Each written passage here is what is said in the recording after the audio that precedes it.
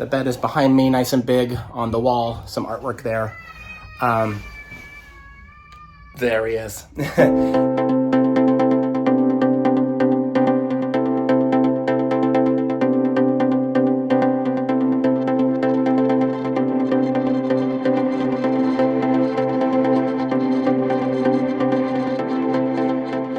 Good morning, friends. It is go to the airport day. As you can see by my tired eyes, I only got a few hours of sleep last night. It is currently just about to be 4 in the morning, and it's already time for us to leave. Carlos is back there getting ready, as you can see, in the dark, and he's gonna drive me to the airport. I am solo this trip. It's a bit of a long one because I've got 2 cruises side by side, back to back.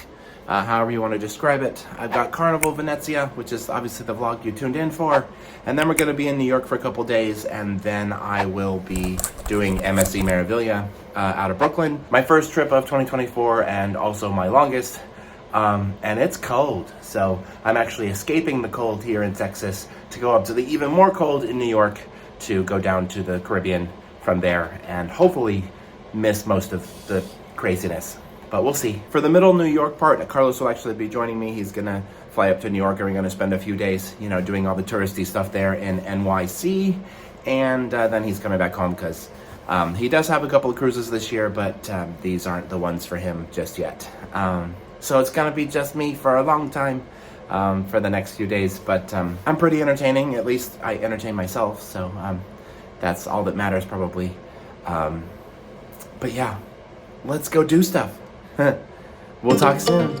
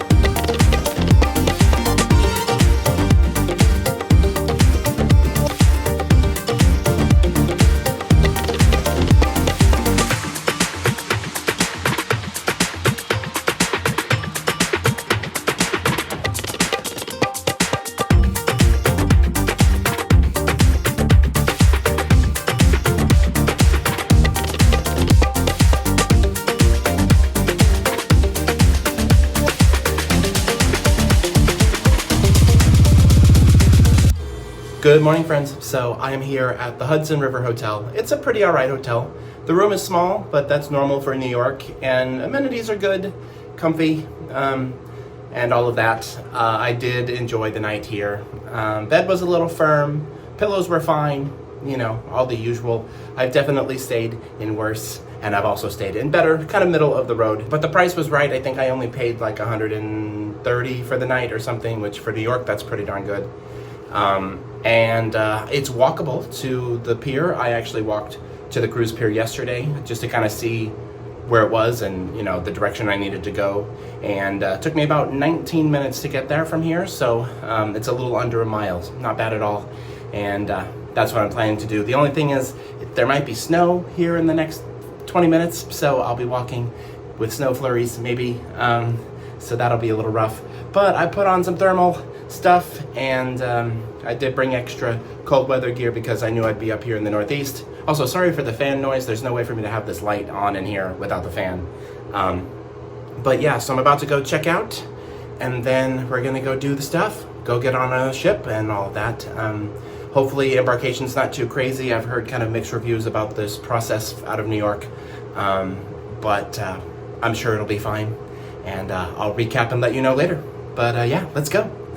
We'll talk soon. So I made my way down and checked out of the hotel. As I mentioned, I was walking distance to the pier. That was why I chose that hotel. There were a couple of other hotels in the area that were slightly more expensive, so I chose the cheapest option. As many of you know, I try to be as savvy as possible. And before long, I was at Pier 88 handing my luggage off to a porter. And adjacent to that, there was an elevator that took me up into the terminal. Embarkation was busy, but it was a relatively smooth process, and I had heard horror stories about New York, so I was pretty pleased with how it all went. And before I knew it, I was making my way up the gangway to board the ship. I always say setting foot onto a cruise ship for the first time is a big moment, so I try to capture that as best as possible, and I planted my feet on the deck and then made my way into the main lobby atrium. The lobby on Carnival Venezia is smaller than I'm used to for Carnival, but definitely still really grand. On the older classes of ships, the lobby goes up multiple decks, but Venezia is only 3 stories tall, but with the Italian theming it really does look super sharp. And from there I made my way into the main theater, which is where my muster station was for the life jacket demonstration. I didn't eat breakfast before I left the hotel, so at this point I was pretty hungry, and so I made my way up to the main buffet, but it was crazy crowded, so I decided to check out the quick service places instead. They have Tomodoro, which is basically the Italian concept of Blue Iguana Cantina, and so they serve most of the same stuff, including tacos, so I grabbed one of those, as well as a drink, and I waited until the announcement that our rooms were ready. My room was on deck 2, so I went down several flights of stairs to get there, but within a few minutes I was making my way down the hall to find room 2222 in the front of the ship. Alright y'all, so I have made it on board. That is a door behind me. I don't know how I didn't realize this, but I have a connecting room.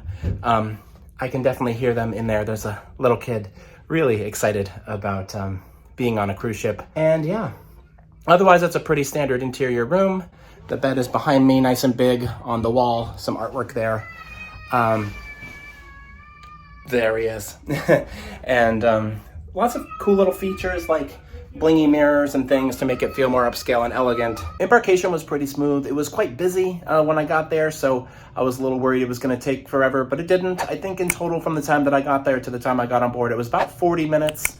And that included everything from dropping my bag off at the porter to the, drug dog sniff at the end, and, setting foot in the lobby atrium and getting things started there. So yeah, not too bad. Some people had said that it was a little bit chaotic here at Pier 88 in New York, but they've clearly worked out most of the kinks and, have a pretty good process of, things here now after the ship has been here for several months now. But yeah, not too bad. Can't complain. But yeah, I had a taco, and that's about it so far. The buffet was kind of crazy.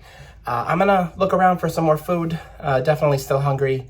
Now that I've been able to drop my bag and stuff, and I don't have to carry around a big bulky thing anymore, it'll be easier for me to maneuver into places to get stuff and all of that. And then I guess sail away will be, in the near future. No drink package this time around. I decided not to get one. I'm trying to drink a little bit less, and I haven't been drinking as much on the longer sailings anyway.